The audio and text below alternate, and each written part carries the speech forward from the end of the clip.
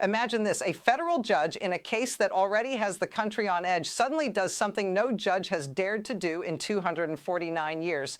Not a small move, not a quiet procedural decision, a move so extreme it rewrites the rules of the game and forces the entire political system into a corner. The judge didn't just rule, he effectively set a deadline that turns the next 72 hours into a countdown to an impeachment vote. Yes, you heard that right. Impeachment, not in months, not in the next election cycle, but in 72 hours. And this isn't just about politics. This is about a courtroom setting a timeline that the entire nation now has to follow. Because the judge's move isn't just historic, it's explosive. It puts the entire government on a collision course. It forces lawmakers, the media, and the public to react fast. And it leaves one question burning in everyone's mind. What could be so urgent, so dangerous, that a judge would break centuries of precedent just to push Congress into action? In this moment, the story is no longer about the legal case. It's about a judge who just triggered a constitutional storm, and the next 72 hours will decide whether the system holds or whether the country spirals into chaos. So stay with me, because what happens next is not just history. It is the future of American democracy. To understand why this is such a seismic moment, you have to understand what the judge actually did. Because this is not just another ruling, not another headline, not another legal twist. This is a judge using the power of the courtroom to force Congress into a decision. In normal times, a federal judge might issue a ruling, set a date, or hand down a sentence. But this is different. This judge didn't simply rule on the case. He set a deadline that effectively says, Congress, you have 72 hours to act. And that is where the shock comes from, because for 249 years, impeachment has been treated as a political process, not a judicial one. It has been the exclusive domain of Congress, with the House deciding whether to impeach and the Senate deciding whether to convict. But now, a judge has inserted the judiciary into the timeline, and that changes everything. The judge's order is not just about speed, it's about pressure. It's about forcing lawmakers to choose quickly between loyalty and duty, between political strategy and constitutional responsibility. And this is the moment where the story gets even more intense, because the judge didn't give Congress time to deliberate. He didn't give them time to negotiate. He didn't give them time to play political games. He gave them 72 hours. And in those 72 hours, everything changes. The question is not whether Congress will act. The question is how they will act. Will they move quickly, as the judge demands? Or will they resist, claiming that a judge has no right to dictate their timeline? And if they resist, what happens next? Because the judge's order is not just a deadline, it is a challenge. A challenge to the entire system and to the balance of power that has existed for centuries. And now, the clock is ticking. Now let's zoom out and look at what this means for the political system, because when a judge forces an impeachment vote in 72 hours, it doesn't just affect one man, it affects the entire country and the entire structure of power. First, it puts Congress under a spotlight it has never faced before. Lawmakers will be forced to make a decision that could define their careers, their party, and their legacy. Some will see it as a moment of accountability, a chance to prove that no one is above the law. Others will see it as a political trap, designed to force them into a corner and damage their future. And then there's the GOP, which is already split between Trump loyalists and those who have quietly grown tired of the chaos. This deadline changes the game, because now every Republican has to publicly choose a side, and there is no room to hide. If they support impeachment, they risk the wrath of Trump's base and the backlash of MAGA voters. If they oppose it, they risk being seen as complicit in what many Americans believe is a pattern of abuse of power and corruption. The judge's order turns the party into a pressure cooker, and in a pressure cooker, things explode. We are already seeing whispers behind closed doors, private conversations between lawmakers, and frantic calls to strategists. Some Republicans are considering a compromise, trying to avoid a full impeachment while still appearing to take action. Others are preparing to resist, arguing that the judge has overstepped, and that Congress should not be dictated by the judiciary. But the most dangerous part of this situation is not the politics, it's the timing. Because this is happening in the middle of an election cycle, with tensions already high and the country already divided. And now with the judge forcing an impeachment vote in 72 hours, the political temperature is about to spike. This is not just a legal drama. This is a national emergency of the political kind. And the next 72 hours will reveal who is willing to stand up for the rule of law and who is willing to stand with power no matter the cost. To understand the magnitude of this moment, you have to understand the history behind it. Impeachment is one of the most serious powers Congress holds, and it has always been treated as a political tool, not a judicial one. The framers of the Constitution designed impeachment as a check on power, a way for the legislative branch to hold the executive accountable without the court stepping in. That separation has always been clear, even during the most chaotic moments in American history. But now, for the first time in 249 years, a federal judge has crossed that boundary. And that is why this is not just a legal story, it is a constitutional crisis. Think back to the last time impeachment was used. In every case, Congress set its own timeline. They investigated, debated, and then voted when they were ready.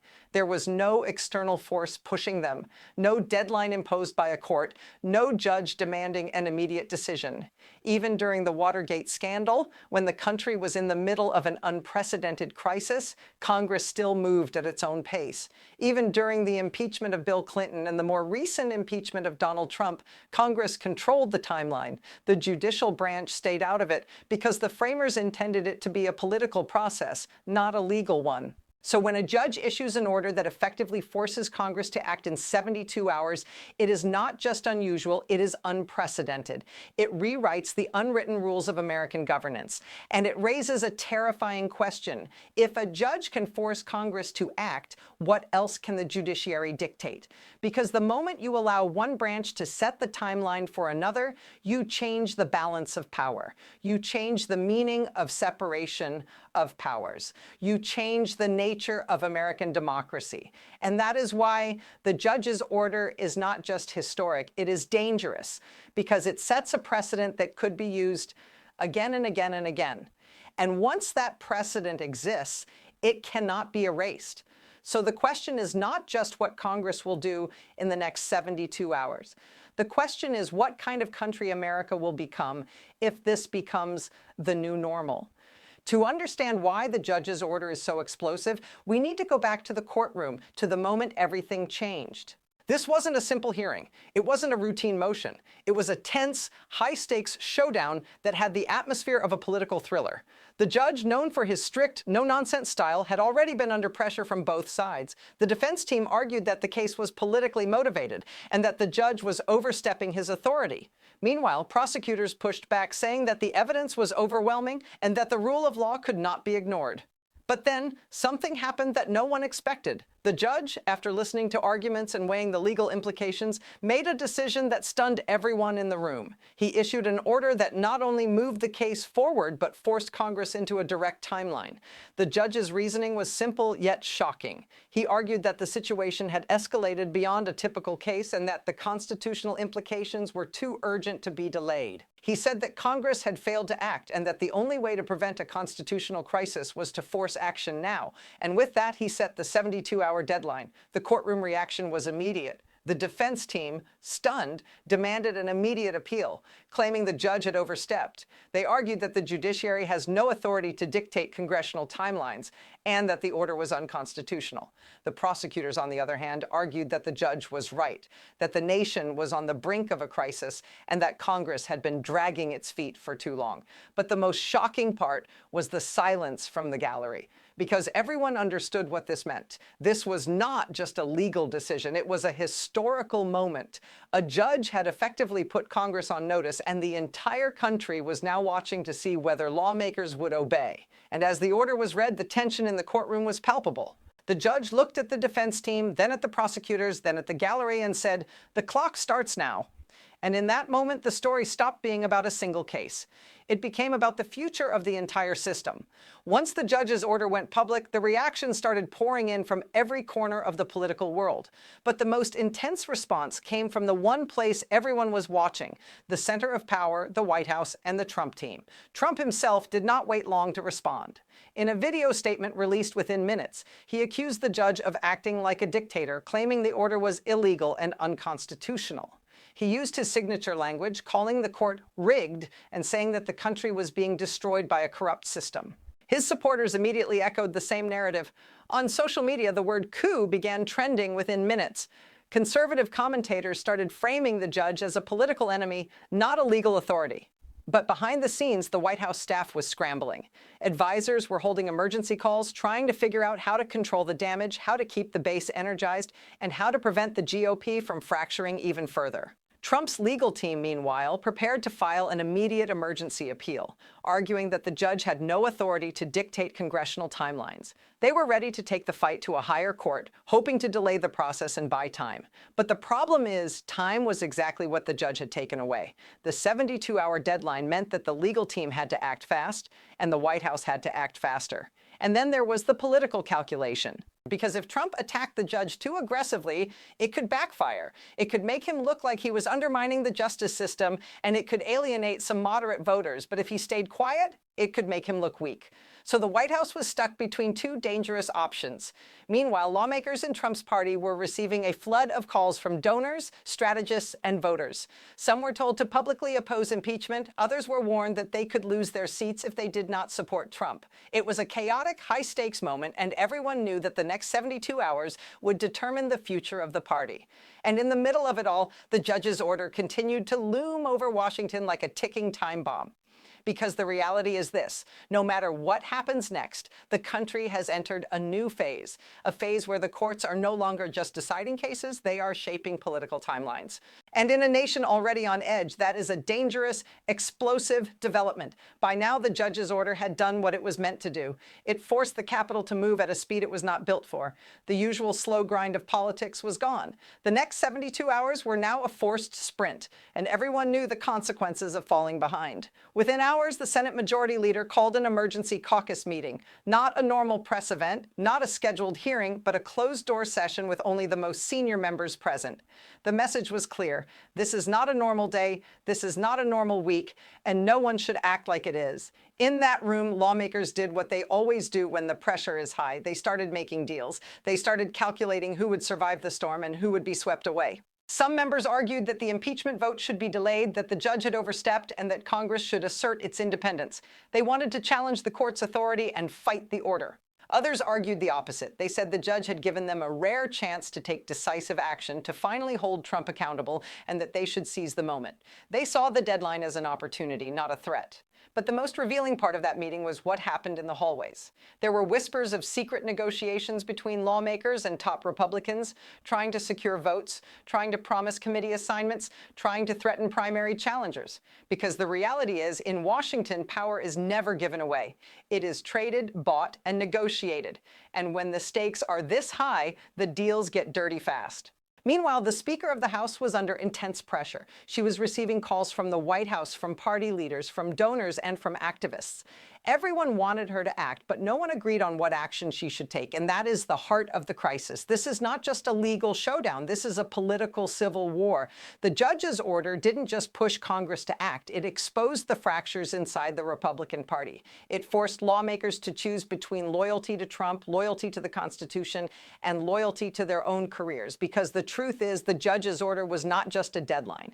It was a trap that forced every lawmaker to reveal who they really were and what they were willing to risk. And as the clock ticked down, the Capitol became a pressure cooker. Every conversation, every vote, every decision now had a weight that could change the course of the country.